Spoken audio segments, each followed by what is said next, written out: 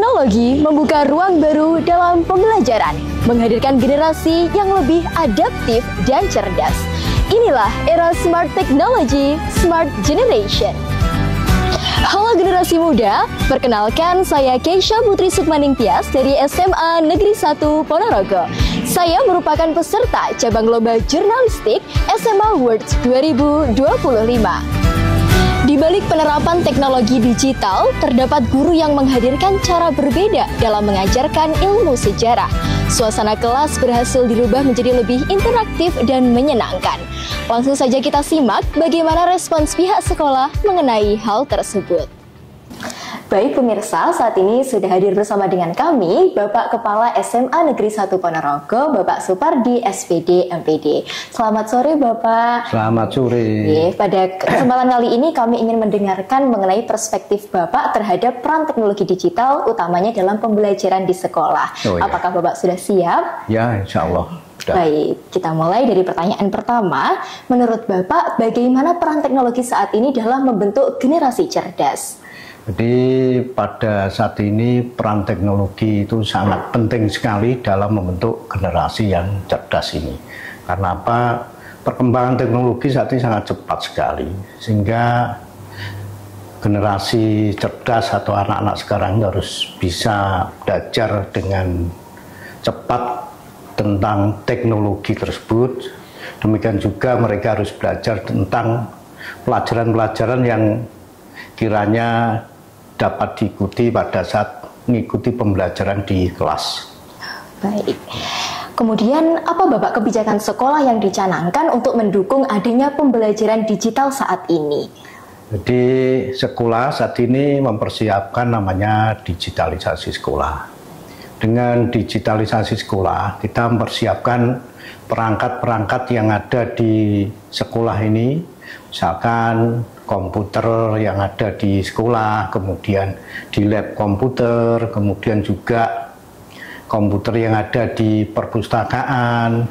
Demikian juga yang mempermudah pembelajaran digital, yaitu adanya akses internet yang aksesnya bisa dinikmati oleh seluruh siswa dalam kondisi yang cepat lah.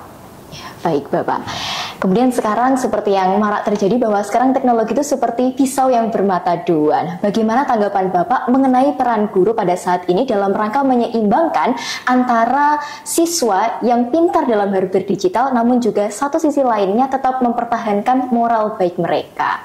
Oh ya, jadi perkembangan teknologi yang cepat sekali itu harus disiapkan juga namanya akhlak yang baik. Artinya akhlak yang baik atau karakter yang bagus ya. Maka di sekolah itu ada penguatan pendidikan karakter, yang mana siswa-siswa itu harus bisa mengikuti perkembangan pendidikan dengan karakter yang baik. Dan juga Bapak Ibu guru dalam proses pembelajaran harus selalu mengedepankan bahwa karakter itu penting sekali. Dan Bapak Ibu guru juga tidak bisa melepaskan siswa untuk belajar teknologi secara mandiri. Maka dari itu siswa juga diharuskan atau dianjurkan untuk belajar teknologi dengan bijak. Artinya bijak, mereka bisa memilih mana yang baik dan mana yang tidak baik. Baik, dan untuk pertanyaan penutup Bapak, bagaimana harapan Bapak terhadap adanya inovasi pembelajaran digital seperti pembelajaran berbasis game digital yang dikembangkan pada saat ini? Jadi dengan adanya pembelajaran digital saat ini, harapan kami bahwa anak-anak itu bisa mudah mempelajari pelajaran-pelajaran yang kiranya saat ini sedang disampaikan oleh Bapak Ibu guru. Misalkan pembelajaran sejarah, maka siswa bisa mudah dengan teknologi atau dengan gamenya atau dengan peta sejarahnya, mereka bisa mudah untuk mempelajarinya. Sehingga dengan proses tersebut, siswa itu bisa belajar dengan siapapun, dimanapun dan kapanpun.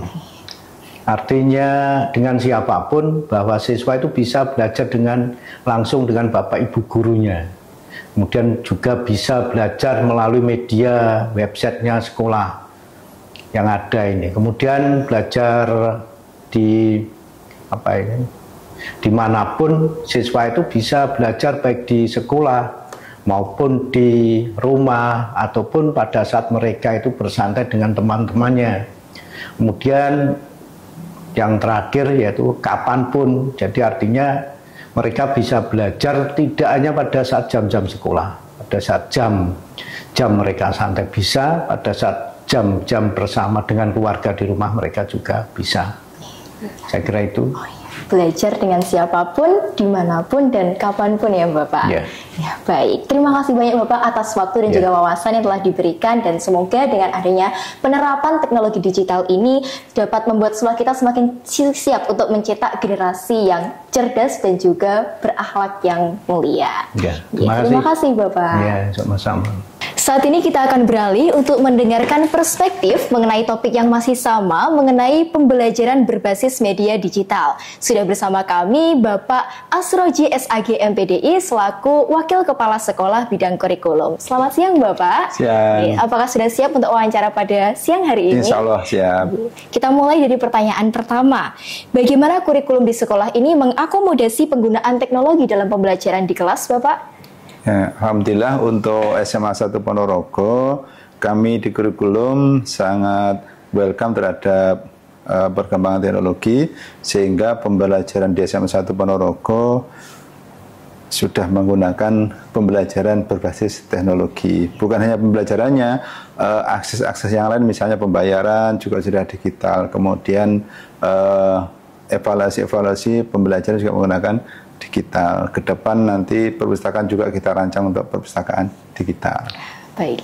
Kemudian untuk pertanyaan kedua, Bapak, apa tantangan terbesar dalam penerapan metode belajar berbasis digital di dalam kelas, Bapak?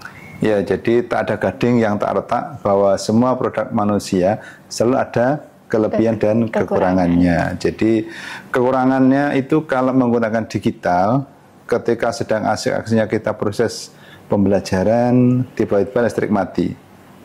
Atau kalau tidak gitu, listrik sekolah sebenarnya menyala, tetapi pusat akses dari server, dari penyedia layanan jaringan internet ada gangguan, itu terkendala. Kemudian ada juga ketika sedang evaluasi, ketika ada anak yang sudah bisa hacker, nanti kadang-kadang muncul sesuatu yang tidak diinginkan. Jadi mestinya belum dibuka, setelah itu sudah ada bisa yang membuka. Jadi semuanya ada plus minusnya.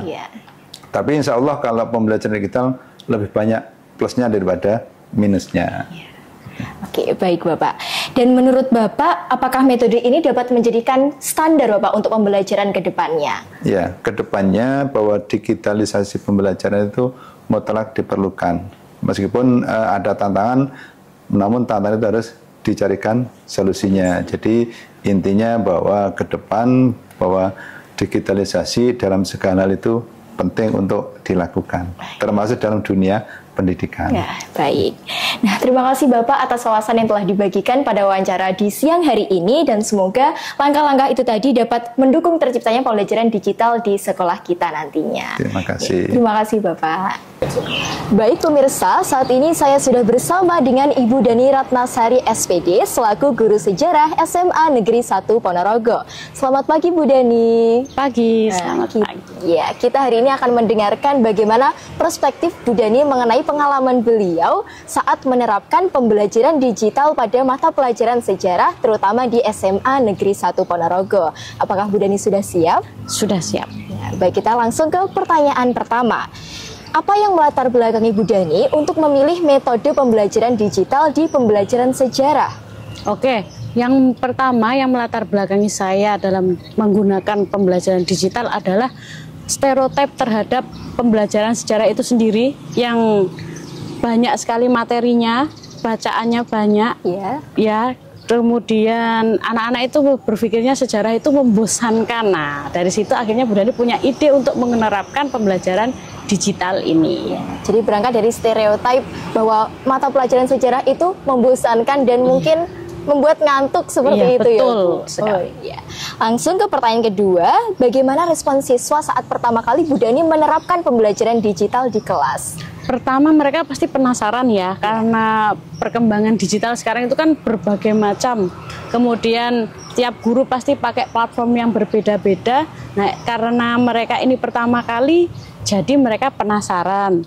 Dari rasa penasaran itu mereka ingin tahu, kemudian rasa mudah untuk beradaptasi siswa sekarang itu terhadap hal baru itu juga saya manfaatkan, jadi mereka bisa beradaptasi dengan media pembelajaran yang saya gunakan dan akhirnya mereka tertarik, akhirnya senang dan enjoy dengan pembelajaran. Oh, seperti itu.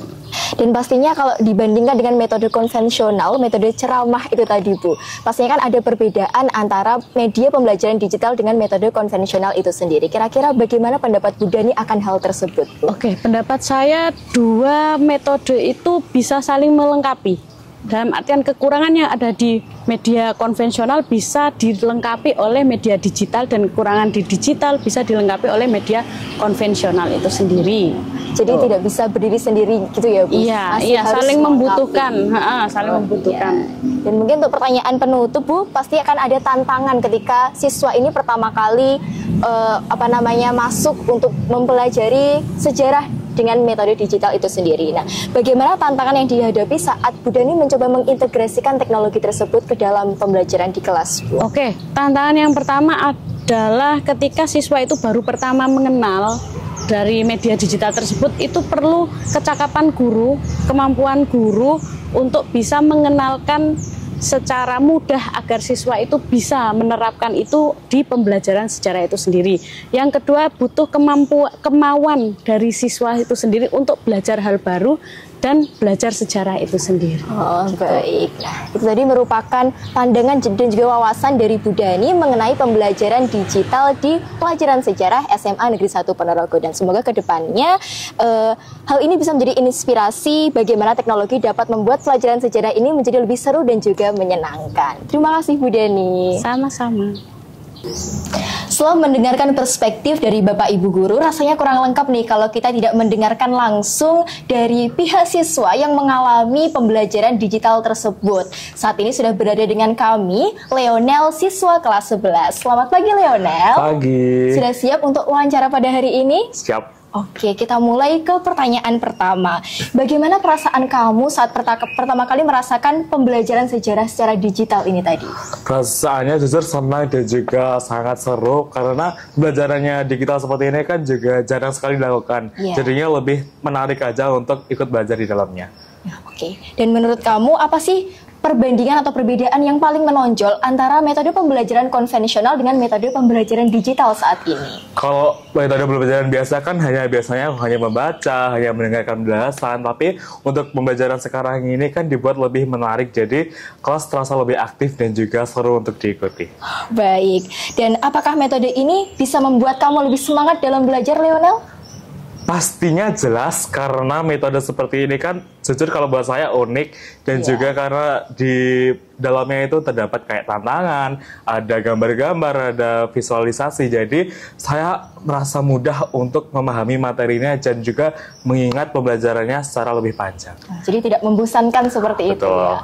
Dan mungkin pertanyaan penutup ini, kalau boleh memilih, apakah kamu ingin metode seperti ini dilanjutkan kembali atau berhenti sampai di sini nih? Kalau dari saya pribadi, saya suka pembelajaran ini, tapi saya juga berharap untuk jangan meninggalkan pembelajaran yang biasanya, karena saya kan kayak membaca, berdiskusi itu juga penting, tapi kalau game-game seperti ini kan juga sama pentingnya, jadi dengan digabungkan saya merasa akan terciptanya pembelajaran yang efektif mungkin untuk sekarang. Saling melengkapi seperti itu. Betul. Ya. Oke, baik, itu tadi pandangan dari siswa-siswi mengenai pemanfaatan teknologi digital dalam pembelajaran sejarah di kelas. Dari cerita mereka kita bisa menyimpulkan nih bahwa sekarang kita tidak bisa lepas dari teknologi dan sudah menjadikan teknologi sebagai bagian dari kehidupan kita. Terima kasih. Dari wawancara bersama kepala sekolah, guru hingga siswa, kita dapat menarik kesimpulan bahwa teknologi tidak hanya hadir sebagai alat saja, namun juga sebagai jembatan penghubung bagi generasi cerdas. Smart Technology memberikan peluang baru dan Smart Generation adalah mereka yang mampu memanfaatkannya dengan bijak. Mari bersama kita wujudkan pembelajaran yang lebih inovatif, menyenangkan, dan bermakna. Karena masa depan ada di tangan generasi yang cerdas berteknologi dan berkarakter.